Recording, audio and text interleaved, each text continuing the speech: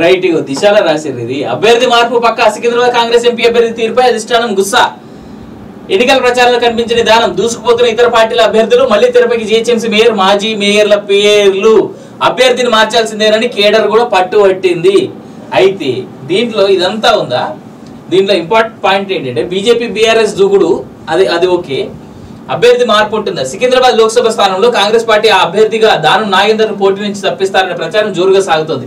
వాస్తవానికి ఇక్కడ నుంచి పోటీ చేయాలని మాజీ మేయర్ బొంతు రామ్మోహన్ ఉత్సాహం చూపారు. అయితే కాంగ్రెస్ పార్టీ నాయకత్వం బొంతును పక్కన పెట్టి పార్టీ మారిన దానం పేరును ప్రకటించింది. అయితే ఆయన మాత్రం ఎంపీగా పోటీ చేసేందుకు అంతగా ఆసక్తి చూపకపోవడం పార్టీ నాయకత్వం ఆయన అభ్యర్థిత్వం విషయంలో పునరాలోచించినట్లుగా తెలుస్తోంది. దీంట్లో దానంను పక్కన పెట్టి ఆయన స్థానంలో మాజీ మేయర్ బొంతు రామ్మోహన్ ఇటీవల బీఆర్ఎస్ కు రాజీనామా చేసి కాంగ్రెస్ లో చేరిన మేయర్ గద్వాల విజయలక్ష్మి పేర్లను టీపీసీసీ పరిశీలిస్తున్నట్టుగా సమాచారం. విజయలక్ష్మి పేరు కనుక అనౌన్స్ చేస్తే బీజేపీ గెలవడానికి ముమ్మాటికి క్లియర్ రోడ్ వేసినట్టు అంశం ఇది.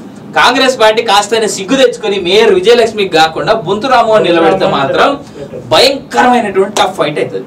ఎందుకంటే బొంతు రామ్మోహన్ కి బీఆర్ఎస్ నుంచి ఓట్లు పడతాయి, బీజేపీ నుంచి ఓట్లు పడతాయి, కాంగ్రెస్ నుంచి ఓట్లు పడతాయి. కాంగ్రెస్ అభ్యర్థిగానే ఉన్నాడు కాబట్టి ఆ లోకల్ సెగ్మెంట్ ఆ అంశం కూడా చాలా కలిసి వస్తుంది. ఎవరికి? మన బొంతు రామ్మోహన్ కి. లేదు విజయలక్ష్మికి గనక ఇచ్చిర్రంటే ఇక అంతకంటే దౌర్భాగ్య దిక్కుమాలిన దిగజాడుతనం ఇంకోటి ఉంటుంది కాంగ్రెస్ పార్టీ నుంచి. ఇగో మంత్రి పదవి కోసమేనా? ఖైరతాబాద్ ఎమ్మెల్యే దానం నాగేందర్ రెడ్డి కేబినెట్ లో మంత్రి పదవిని ఆశించి కాంగ్రెస్ లో చేరారనే ప్రచారం నగర వ్యాప్తంగా జరుగుతుంది. గ్రేటర్ పరిధిలో కాంగ్రెస్ ఒక్క ఎమ్మెల్యే సీటు కూడా గెలుచుకోకపోవడం దానంకు కలిసి వచ్చింది. దీంతో బీఆర్ఎస్ కు టాటా చెప్పి కాంగ్రెస్ పార్టీలో చేరిన మొదటి ఎమ్మెల్యేగా ఆయన గుర్తింపు దక్కించుకున్నారు. అయితే చేరిక సమయంలో మంత్రి పదవిని ఆశించారని, పార్టీ మాత్రం ఆయన ఎంపీగానే పోటీ చేయాలనే ఉద్దేశంతో ఇప్పుడు దానం నాగేందర్కు ఏం చేయాలో అర్థం కాని స్థితిలో ప్రచారంలో పాల్గొనడం లేదని సమాచారం. దీనికి తోడు మొదటి నుంచి పార్టీని నమ్ముకొని ఉన్న వాళ్ళని కాదని పార్టీ మారిన నాగేందర్కు టికెట్ ఇవ్వడం సొంత పార్టీలను కుంపటి పెట్టినట్లయింది. కొంతమంది మాత్రమే పార్టీ నిర్ణయాన్ని కట్టుబడి పనిచేస్తామని అంటుండగా మెజార్టీ నాయకులు మాత్రం అభ్యర్థిని మార్చాలని పట్టుబడుతున్నట్లు సమాచారం. దానం లాంటి స్కామర్ కి టికెట్ ఇవ్వడమే ఫస్ట్ ఆఫ్ ఆల్ చాలా తప్పు. అట్లాంటిది దానం నాగేందర్కి టికెట్ ఇస్తామని చెప్పినా, ల్యాండ్ కబ్జాలు చేసేటువంటి వ్యక్తి ఇట్లాంటి వాడికి ఇస్తామని చెప్పినా ఇప్పటివరకు ఆయన పేరే ఉన్న ఫైనల్ లిస్ట్ ఇంకా అనౌన్స్ అయితే చేయలేదు. దానం ప్లేస్ లో ఇప్పటికైనా సరే బొంతు రామ్మోహన్ ని కనుక నిలబెడితే ఖచ్చితంగా ఇటు సికింద్రాబాద్ సెగ్మెంట్ లో చాలా బలంగా ఓట్లని చీల్చేటువంటి అవకాశం బొంతు రామ్మోహన్ చేయగలడు కంపారిటివ్లీ దానం నాగేందర్.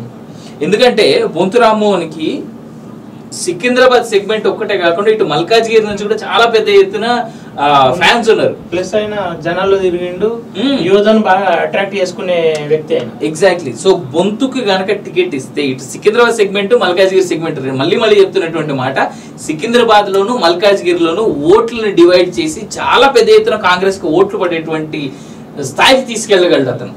ఆల్రెడీ ఆయన పదవి ఉంది కాబట్టి ఆయనకి ఇచ్చిన అంటే కాంగ్రెస్ ఒక అట్లీస్ట్ పోటీ ఇవ్వగలుగుతుంది, బలమైన పోటీ ఇవ్వగలుగుతుంది, గెలిచే అవకాశం ఉంటుంది. ఖచ్చితంగా ఛాన్స్ అయితే చాలా ఉంది, కానీ ఏం చేస్తుందో చూడాలి.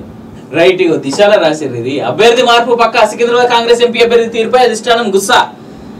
ఎన్నికల ప్రచారంలో కనిపించిన విధానం, దూసుకుపోతున్న ఇతర పార్టీల అభ్యర్థులు మళ్లీ తెరపైకి జీహెచ్ఎంసీ మేయర్, మాజీ మేయర్ల పేర్లు, అభ్యర్థిని మార్చాల్సిందేనని కేడర్ కూడా పట్టుబట్టింది. అయితే దీంట్లో ఇదంతా ఉందా, దీంట్లో ఇంపార్టెంట్ పాయింట్ ఏంటంటే బీజేపీ బీఆర్ఎస్ దూకుడు అది ఓకే, అభ్యర్థి మార్పు ఉంటుందా? సికింద్రాబాద్ లోక్సభ స్థానంలో కాంగ్రెస్ పార్టీ ఆ అభ్యర్థిగా దానం నాగేందర్ పోటీ నుంచి తప్పిస్తారనే ప్రచారం జోరుగా సాగుతోంది. వాస్తవానికి ఇక్కడ నుంచి పోటీ చేయాలని మాజీ మేయర్ బొంతు రామ్మోహన్ ఉత్సాహం చూపారు. అయితే కాంగ్రెస్ పార్టీ నాయకత్వం బొంతును పక్కన పెట్టి పార్టీ మారిన దానం పేరును ప్రకటించింది. అయితే ఆయన మాత్రం ఎంపీగా పోటీ చేసేందుకు అంతగా ఆసక్తి చూపకపోవడం పార్టీ నాయకత్వం ఆయన అభ్యర్థిత్వం విషయంలో పునరాలోచించినట్లుగా తెలుస్తోంది. దీంట్లో దానంను పక్కన పెట్టి ఆయన స్థానంలో మాజీ మేయర్ బొంతు రామ్మోహన్ ఇటీవల బీఆర్ఎస్ కు రాజీనామా చేసి కాంగ్రెస్ లో చేరిన మేయర్ గద్వాల విజయలక్ష్మి పేర్లను టీపీసీసీ పరిశీలిస్తున్నట్టుగా సమాచారం. విజయలక్ష్మి పేరు కనుక అనౌన్స్ చేస్తే బీజేపీ గెలవడానికి ముమ్మాటికి క్లియర్ రోడ్ వేసినట్టు అంశం ఇది. కాంగ్రెస్ పార్టీ కాస్తైనా సిగ్గు తెచ్చుకొని మేయర్ విజయలక్ష్మికి కాకుండా బొంతు రామ్మోహన్ నిలబెడితే మాత్రం భయంకరమైనటువంటి టఫ్ ఫైట్ అవుతుంది. ఎందుకంటే బొంతు రామ్మోహన్ కి బీఆర్ఎస్ నుంచి ఓట్లు పడతాయి, బీజేపీ నుంచి ఓట్లు పడతాయి, కాంగ్రెస్ నుంచి ఓట్లు పడతాయి. కాంగ్రెస్ అభ్యర్థిగానే ఉన్నాడు కాబట్టి ఆ లోకల్ సెగ్మెంట్ ఆ అంశం కూడా చాలా కలిసి వస్తుంది. ఎవరికి? మన బొంతు రామ్మోహన్ కి.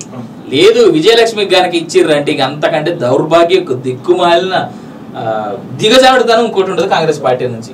ఇగో మంత్రి పదవి కోసమేనా? ఖైరతాబాద్ ఎమ్మెల్యే దానం నాగేందర్ రెడ్డి కేబినెట్ లో మంత్రి పదవిని ఆశించి కాంగ్రెస్ లో చేరారనే ప్రచారం నగర వ్యాప్తంగా జరుగుతుంది. గ్రేటర్ పరిధిలో కాంగ్రెస్ ఒక్క ఎమ్మెల్యే సీటు కూడా గెలుచుకోకపోవడం దానంకు కలిసి వచ్చింది. దీంతో బీఆర్ఎస్ కు టాటా చెప్పి కాంగ్రెస్ పార్టీలో చేరిన మొదటి ఎమ్మెల్యేగా ఆయన గుర్తింపు దక్కించుకున్నారు. అయితే చేరిక సమయంలో మంత్రి పదవిని ఆశించారని, పార్టీ మాత్రం ఆయన ఎంపీగానే పోటీ చేయాలనే ఉద్దేశంతో ఇప్పుడు దానం నాగేందర్కు ఏం చేయాలో అర్థం కాని స్థితిలో ప్రచారంలో పాల్గొనడం లేదని సమాచారం. దీనికి తోడు మొదటి నుంచి పార్టీని నమ్ముకుని ఉన్న వాళ్ళని కాదని పార్టీ మారిన నాగేందర్కు టికెట్ ఇవ్వడం సొంత పార్టీలను కుంపటి పెట్టినట్లయింది. కొంతమంది మాత్రమే పార్టీ నిర్ణయాన్ని కట్టుబడి పనిచేస్తామని అంటుండగా మెజార్టీ నాయకులు మాత్రం అభ్యర్థిని మార్చాలని పట్టుబడుతున్నట్లు సమాచారం. దానం లాంటి స్కామర్ కి టికెట్ ఇవ్వడమే ఫస్ట్ ఆఫ్ ఆల్ చాలా తప్పు.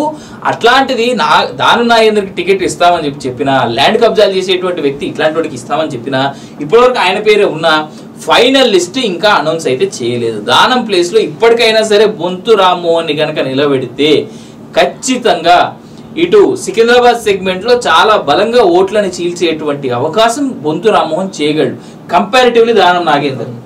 ఎందుకంటే బొంతు రామ్మోహన్ కి సికింద్రాబాద్ సెగ్మెంట్ ఒక్కటే కాకుండా ఇటు మల్కాజ్గిరి నుంచి కూడా చాలా పెద్ద ఎత్తున ఫ్యాన్స్ ఉన్నారు. ప్లస్ ఆయన జనాల్లో తిరిగిండు, యువతను బాగా అట్రాక్ట్ చేసుకునే వ్యక్తి ఆయన. ఎగ్జాక్ట్లీ. సో బొంతుకు గనక టికెట్ ఇస్తే ఇటు సికింద్రాబాద్ సెగ్మెంట్, మల్కాజ్గిరి సెగ్మెంట్ మళ్ళీ చెప్తున్నటువంటి మాట, సికింద్రాబాద్ లోను మల్కాజ్గిరిలోను ఓట్లను డివైడ్ చేసి చాలా పెద్ద ఎత్తున కాంగ్రెస్ కు ఓట్లు పడేటువంటి స్థాయికి తీసుకెళ్లగలడు అతను. ఆల్రెడీ ఆయన పదవి ఉంది కాబట్టి ఆయనకి ఇచ్చిన అంటే కాంగ్రెస్ ఒక అట్లీస్ట్ పోటీ ఇవ్వగలుగుతుంది, బలమైన పోటీ ఇవ్వగలుగుతుంది, గెలిచే అవకాశం ఉంటుంది. ఖచ్చితంగా ఛాన్స్ అయితే చాలా ఉంది, కానీ ఏం చేస్తుందో చూడాలి. ఉంది బుజ్జగింపు రాజకీయాల కోసమే తీసుకొచ్చారు మోదీ. ఆర్టికల్ 370 పై ఖర్గే కామెంట్లను ఖండిస్తున్నాం. జమ్మూ కాశ్మీర్ ఇండియాలో అంతర్భాగం కాదా? సౌత్ ఇండియాను ప్రత్యేక దేశంగా ప్రకటించాలా? బీహార్ బెంగాల్ ప్రచార ర్యాలీల్లో ప్రధాని ఫైర్. ఈ విషయం నేను కూడా ఏకీభవిస్తున్నా. ఆర్టికల్ 370ని రివోక్ చేస్తామన్న లఫూట్ స్టేట్మెంట్ ఇచ్చినటువంటి పార్టీ కాంగ్రెస్. ఇంతకంటే దౌర్భాగ్య పార్టీ నాకు తెలిసి ఇంకోటి ఉండదు. ఆర్టికల్ 370 ఎప్పుడైతే అమల్లోకి వచ్చిందో, ఆర్టికల్ 370ని ఎప్పుడైతే తీసుకొచ్చిందో, ఆర్టికల్ 370 రద్దు చేసిన తర్వాత బీజేపీ పార్టీ ఎక్కడైతే జమ్మూ అండ్ కాశ్మీర్ అనేటువంటి లొకాలిటీ ఉందో అక్కడ ఆడవాళ్ళు చాలా స్వేచ్ఛతో తిరుగుతున్నారు. ఇంతకుముందు రోజుల్లో లాగా రాళ్ల దాడులు కానీ, గన్ ఫైరింగ్లు కానీ, ఉగ్రవాదుల చొరబాట్లు కానీ చాలా వరకు లేవు. ఆతంకవాదుల్ని ఎప్పటికప్పుడు ఏరివేస్తుంది అక్కడ ఉన్నటువంటి ప్రభుత్వం అనుకోవచ్చు, లేదంటే అక్కడ ఉన్నటువంటి ఆర్మీ అనుకోవచ్చు, అక్కడ ఉన్నటువంటి పోలీస్ వ్యవస్థ కావచ్చు. ఇంతకుముందు రోజుల్లో నాకు తెలిసి కాశ్మీరీ ఫైల్స్ అనేటువంటి సినిమా ఎంతమంది చూసారో నాకు తెలియదు. చూడకపోతే ఒకప్పుడు ఆర్టికల్ 370 రద్దుకు ముందు ఏ విధంగా ఉండేదో మీకు తెలుస్తుంది. ఆర్టికల్ 370ని రద్దు చేసేస్తాం మేము, ఆర్టికల్ 370ని మళ్ళీ అమల్లోకి తీసుకొస్తాం అనేటువంటి ఒక హేయమైనటువంటి స్టేట్మెంట్ ఇస్తున్నటువంటి కాంగ్రెస్ పార్టీని ఏ విధంగా నమ్మాలి అనేటువంటి మాట కాంగ్రెస్ పార్టీ చెప్పాలి. అంటే జమ్మూ కాశ్మీర్ అనేటువంటిది